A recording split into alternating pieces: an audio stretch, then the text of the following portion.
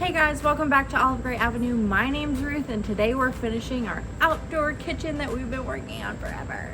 Boop. So if you haven't already subscribed, make sure you hit that subscribe button below, click the bell so you never miss one of our videos. Let's go.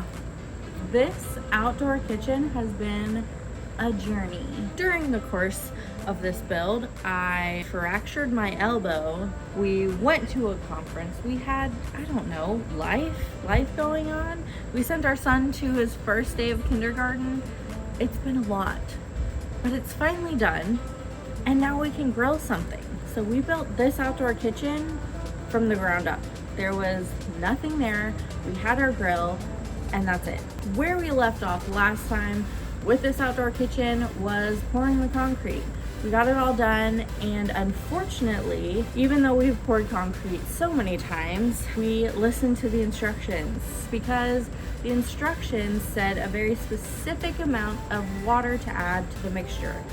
That was not good enough for our climate, so we ended up with some concrete mix that dried really fast, and I wasn't able to smooth out the top in time, and it just dried. I thought it would be a pretty easy fix, just sanding down the concrete. I haven't done that before because we've always cast our concrete and we've never had to do anything like that. I've seen concrete sanded before. I thought that would work. I did it for several days and it worked-ish, but it didn't get it smooth enough. I'm not even going for perfection level. I just want something semi-smooth, so if you put a cup down, it's not going to tip over. I tried sanding with my orbital sander. The pad kept slipping off and I felt I had more control just doing it manually and more stuff was coming off. I'm so ready to finish these countertops up. I finally got the patch solution. I'm gonna mix it all up, see how it goes, because I have no idea, and the instructions basically say mix with water. No amount, just mix with water.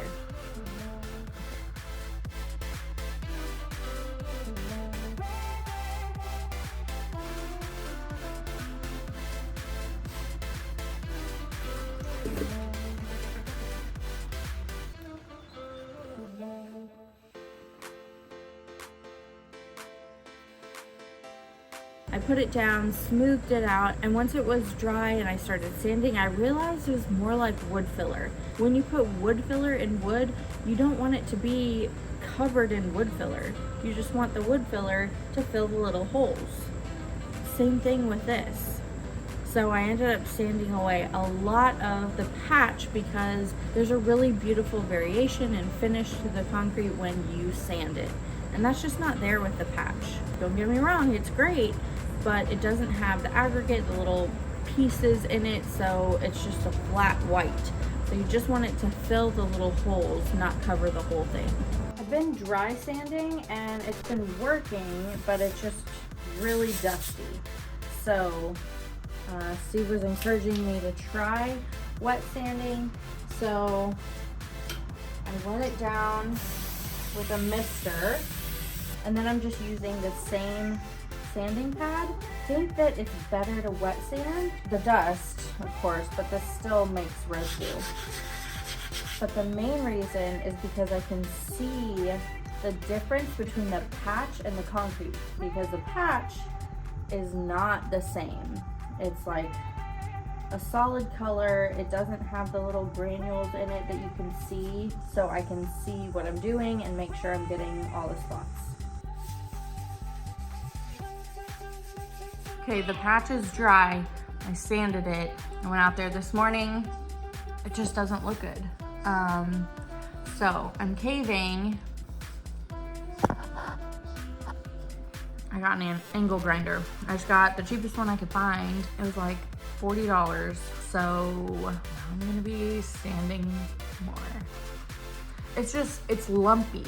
It doesn't look good. And I know it's like a permanent fixture in the house, and I just need to do it the right way. That has been a goal of mine. It's just, I hear you. It's just doing things the right way. And if I mess up, I need to take the time and do it the right way. So that's what I'm doing.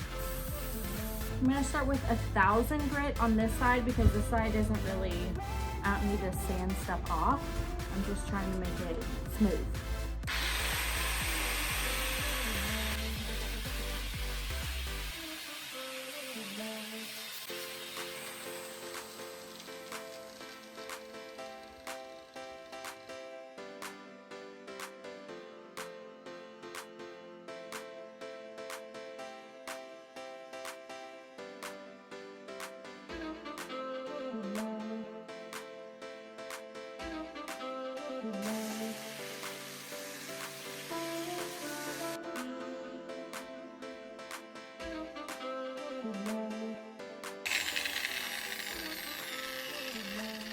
Still doing it. So a lot of the vibration occurs, more vibration occurs when this falls off of the thing, and then it's just like wobbling. But no, it does it every time. I'm just like holding it like this, and I'm not gripping it because I don't need to control it.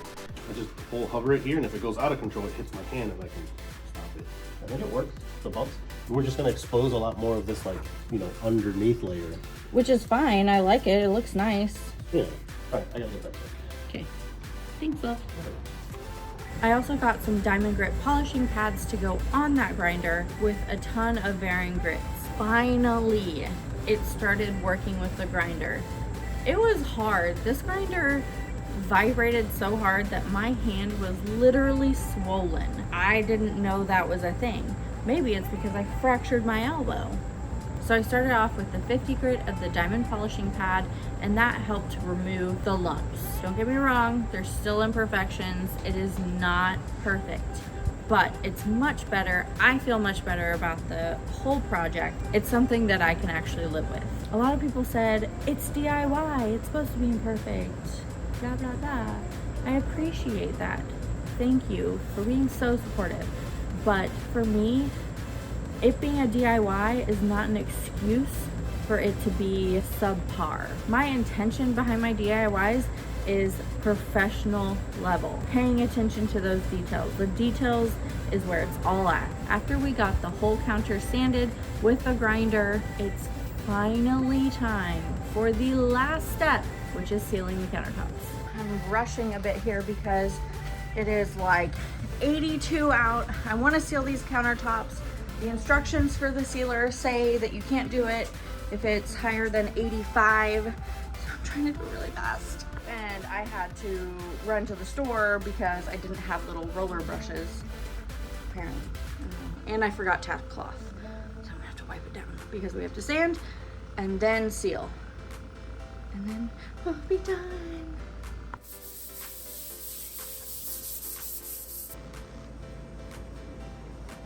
The sealer I'm using is a 2-part polyurethane sealer.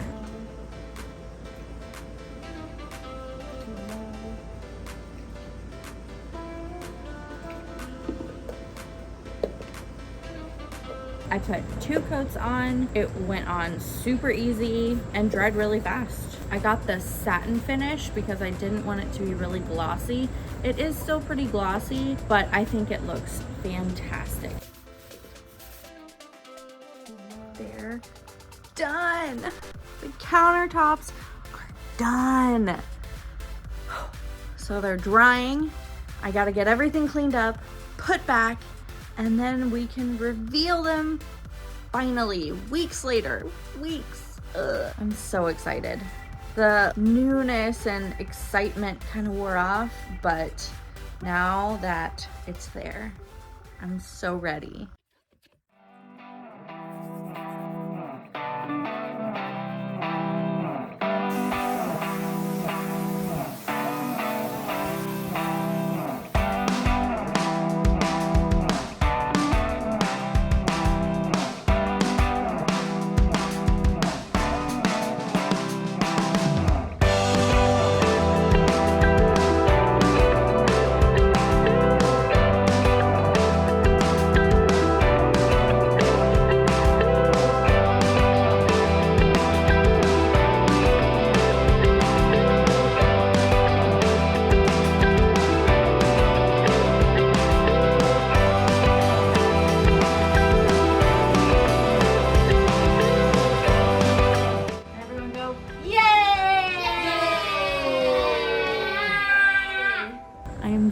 so happy that I don't have to work on this project anymore. Now I'm gonna be working on the last few things to get this back patio in tip-top shape, and I don't know, we're gonna have a rager or something.